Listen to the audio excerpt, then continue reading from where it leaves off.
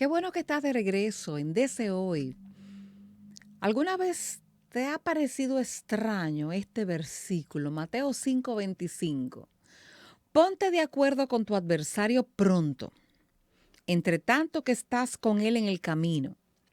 No sea que el adversario te entregue al juez y el juez al alguacil y seas echado en la cárcel. ¿Cómo así? ¿De qué será que habla ese versículo? Pues sí, te quiero preguntar el día de hoy. ¿Te has puesto de acuerdo con tu adversario? Ese versículo yo lo pasaba de largo muchas veces porque decía, eso no tiene como sentido. ¿De qué adversario que me está hablando? Bueno, yo pienso que esto va a ser interesante porque pienso que muchas veces operamos de manera contraria a este versículo y caemos en cárceles. Y te voy a explicar. Así es que pon atención, busca en qué anotar, porque yo pienso que aquí van a haber algunas respuestas interesantísimas para tu vida. En la palabra habla y explica que tenemos un adversario que continuamente nos acusa delante de Dios. Muy a menudo el enemigo va y dice cosas que son ciertas delante de Dios. Mira, tu hija hizo esto, tu hija hizo aquello, tu hija hizo lo otro, tu hijo mira en qué está fallando. Le damos una cantidad de material para que Él nos pueda acusar, porque somos gente limitada, gente todavía con una naturaleza caída, aunque tenemos el Espíritu de Dios en nosotros viviendo, pero juntamente con eso convive también una naturaleza caída que nos lleva a pecar muchas veces. Y el enemigo no desaprovecha, él te tienta y luego va y te acusa. Es la manera como él opera. Siempre recuerdo, y esto es un paréntesis antes de entrar más profundamente en el tema, que en una ocasión yo siempre me había preguntado, ¿por qué el Señor Jesús se dejó las llagas en sus manos? ¿Por qué en sus manos y sus pies y su costado, aún un cuerpo resucitado, tenía las llagas? Y es que recuerden que los pactos debía haber una marca visible cuando alguien estaba en pacto de sangre con otro. Y yo me imagino cuando el enemigo va a acusarme, y eso en una ocasión lo pude entender, y él va a contar todas sus historias de lo que yo hice y lo que no hice y demás. Y ya, bueno, lo que la palabra me habla de arrepentirme, me toca arrepentirme, claro que sí, me toca reconocer que es así. Y cuando eso pasa, yo me imagino a mi Señor Jesús, que simplemente levanta su mano y muestra sus llagas delante del Padre, y esa acusación ya no tiene ningún efecto, porque al yo arrepentirme, me acogí al pacto que fue pagado a un precio tan alto como el sacrificio de Jesús. Pero muy a menudo, ¿qué es lo que ocurre? Que no nos arrepentimos, y de eso es que habla este versículo. Muy a menudo el enemigo no solamente nos acusa allá arriba, nos acusa a nosotros mismos. Y uno sabe que cometió la falta y aunque el Espíritu Santo te está trayendo arrepentimiento, por otro lado el enemigo trae culpa, que son dos cosas diferentes. Y el enemigo te trae culpa, mira, ya lo hiciste, tú siempre metiendo la pata, tú siempre fallando, Dios te va a soltar en banda porque tú sigues fallando en el mismo lugar. Y mientras estamos en el camino, todavía no hemos llegado, ¿verdad? Pero Él está acusándonos. ¿Qué es lo que hacemos cuando el Espíritu Santo nos redarguye y cuando el enemigo nos acusa, nuestra conciencia? ¿Qué es lo que hacemos? Nos justificamos. Bueno, sí, yo le hablé mal a esa persona, pero la verdad que se lo buscó. Ah, no, es que tampoco yo no puedo dejar que mi dignidad nadie me la pise. Bueno, yo fallé en eso, pero imagínate que no tenía otra opción. Además, hay muchísima gente que falla, o sea, no es un tema de perfección. Ah, bueno, es que yo tengo muchas heridas, imagínate. Esa la he escuchado yo, y hay un podcast que viene por ahí acerca de eso, de cómo las heridas nos llevan a pecar y entendemos que eso es una excusa. El caso es que empezamos a dar excusas de los por qué y empezamos a justificarnos y creemos que de esa manera mantenemos la culpa tranquila. Sin embargo, la culpa no se va. La culpa está todavía ahí, el enemigo sigue maquinando y hay personas que yo conozco que han envejecido cargados de culpa porque se justifican continuamente. Siempre tienen un argumento y un argumento lógico y un argumento que tiene sentido para justificar sus fallas, sus errores, sus pecados. Bueno, pero realmente tú también, usted ha visto una persona que usted le hace una corrección y con lo que te sale, sí, pero tú tal cosa, pero tú también tal cosa. Todos son justificaciones para no aceptar que hemos fallado. Este versículo de lo que está hablando no es de entrar en acuerdo con el diablo, es ponerme de acuerdo en cuanto a aceptar a dónde he fallado y llamarlo por su nombre. Mira, sí, fallé. Sí, es verdad, yo tengo tal defecto, pero mi padre tal cosa, pero el Señor Jesús tal cosa, pero yo he confesado ese pecado delante de Dios. La justificación que nos compró nuestro amado Salvador en la cruz del Calvario no es efectiva si no confesamos.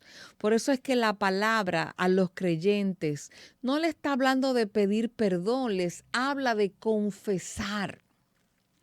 Si confesamos nuestros pecados, Él es fiel y justo para perdonarnos y limpiarnos de toda maldad. El, el ponernos de acuerdo con el adversario no es más que reconocer, confesar y arrepentirse de lo que hemos hecho. Es simplemente decir, sí es cierto, yo cometí esta falta, mira, sí, lamento tanto, Señor, todavía sigo resbalando en el mismo sitio. Dios, para que nos llegue, para poder producir arrepentimiento en nosotros genuino y profundo, Él requiere que confesemos nuestros pecados. Y muchas veces hasta el diablo le sirve, dice la palabra, que él le hace trabajo para Dios. Y a veces esa acusación es la manera de que nos demos cuenta, metimos la pata. Y nos está dando Dios la oportunidad de arrepentirnos. ¿Por qué? Porque nuestra justicia, dice la palabra, es como trapo de inmundicia. No importa qué tan buen argumento yo tenga para justificar mi falta, mi pecado, mi falla. La justicia de Cristo es mucho más grande, superior por mucho, por encima de mi justicia. Mis argumentos delante de Dios son como trapo de inmundicia y no quiera que te explique lo que es un trapo de inmundicia. Entonces, el mejor de mis argumentos, la mejor de mis justificaciones es algo asqueroso a los ojos de Dios. ¿Qué es lo que me va a garantizar que su justicia me va a ser contada, válida para mí? El que yo me arrepienta, el que yo reconozca cuánto trabajo nos da reconocer nuestras fallas, cuánto trabajo nos da recibir corrección. Preferimos justificarnos, preferimos continuamente decir, no, es que yo tengo una razón. Pero dice esta palabra que cuando no hacemos esto, que cuando no prontamente nos ponemos de acuerdo, dice que somos entregados al juez, al alguacil y somos echados en la cárcel. Hay personas que están en cárceles emocionales y espirituales por causa de una falta de arrepentimiento, por no ser capaces de reconocer, por no ser capaces de confesar, porque cada vez que te justificas, estás renunciando a la justicia perfecta de Cristo y estás prefiriendo la justicia tuya que a los ojos de Dios es detestable y asquerosa. Yo no sé qué vas a hacer desde hoy, pero yo te recomiendo, suelta la justificación. ¿Qué tal reconocer a la primera? No, pero es que todo lo que me dijeron no es verdad. Bueno, pues rescate lo que sí es verdad y aplíqueselo. Y si usted no lo ve, pídale al Espíritu Santo, revélame qué de eso que me están diciendo o qué de esa acusación que el enemigo me está trayendo, qué parte es verdad, qué parte es justamente eso que está ocurriendo en mi vida, que yo no quiero ver. ¿Qué parte de eso que me están diciendo, aunque la intención hasta de la persona que te lo diga no sea buena, pero probablemente hay una parte de verdad que a ti te conviene? No es que, no es simplemente que a Dios le conviene, es a ti y a mí que nos conviene reconocerlo y arrepentirnos. Una de las cosas que el salmista David tenía, que yo pienso que era tan grato a los ojos de Dios, era su capacidad rápida, pronta para arrepentirse. Hay algunos de nosotros que Dios tiene que hablarnos en un susurro, tiene que hablarnos en una palabra un poco más audible, tiene que gritarnos a veces con las circunstancias, tiene que darnos nuestro trancazo algunas veces para que lo entendamos y finalmente nos arrepintamos. Pero el salmista era un hombre que no solamente era pronto para arrepentirse, se arrepentía profundamente. Léase Salmo 51 para que usted lo vea. Él no anda buscando echarle la culpa a nadie. Él no dice, mira, porque esa mujer se puso ahí desnuda donde yo la viera. No, no, no, contra ti yo he pecado, yo he hecho lo malo delante de ti. Yo es que te he fallado. Él no anda buscando cuáles fueron las circunstancias atenuantes que me llevaron y que entonces yo caí, pobrecito yo.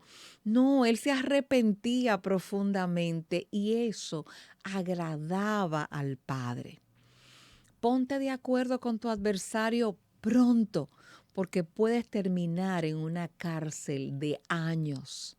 Yo he visto personas cargar cargas enormes, de pesos enormes por mucho tiempo, simplemente por falta de arrepentimiento, por falta de reconocer, por abrazar esa necesidad que nuestra naturaleza caída tiene de justificarse, de decir, bueno, que no fue tan malo lo que hice, no fue tan malo lo que dije, no.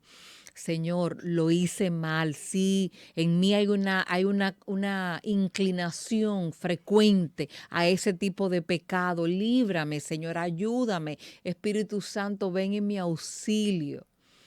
Ponte de acuerdo con tu adversario pronto, porque el deseo de Dios no es que tú vayas y termines en cárceles. Él quiere que tú seas libre y Él quiere que la justicia de Cristo, que costó tanto y que está a nuestra disposición, nos sea atribuida, porque solamente así es que el Padre nos puede ver con deleite y con gozo a través de la justicia de Cristo. Y esa es la que tenemos disponible. Si confesamos nuestros pecados, Él es fiel y Él es justo, porque ya alguien pagó por eso, para perdonarnos nuestros pecados, para limpiarnos de toda maldad. Así es que prontamente arrepiéntete y ponte de acuerdo con tu adversario. Si esta palabra te sirvió, ¿qué tal compartirla? Quizá hay alguien por ahí que está cargado de culpas por falta de arrepentimiento. Envíaselo. ¿Por qué no? Compártelo. No te quedes con la bendición solamente tú. Dale me gusta, comenta, ¿por qué no? Y suscríbete si no lo has hecho para que te lleguen las notificaciones cuando subamos otros contenidos. Dios bendiga tu vida, que tu caminar sea ligero, sea sin peso, sea con un corazón dispuesto a arrepentirse a la primera. Dios te bendiga y te veo en la próxima oportunidad.